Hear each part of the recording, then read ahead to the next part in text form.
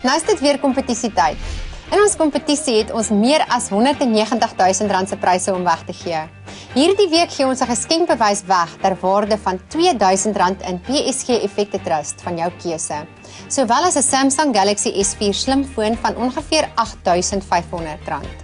Die wenner van die boerpot aan die einde van die reeks stap ook weg met 'n R25.000 geskenkbewys in PSG Effekte Trust en 4 Samsung produkte ter waarde van ongeveer R35.000. Hulle is die Atief alles in een rekenaar, 'n multifunksie drukker, 'n Tab 2 tablet en ook 'n Galaxy S4 slimfoon. Alles ter waarde van meer as R60.000. Al wat jy hoef te doen is om PSG te SMS na 34218. SMS'e kos R1.50. Die kompetisie is geborg deur PSG Asset Management. Die inskrywing sluit Sondag om middernag en hierdie week se wenner word aan die einde van volgende week se episode aangekondig. Voorwaardes vir die kompetisie geld en dit is beskikbaar op ons webwerf by beleggingsfokus.co.za.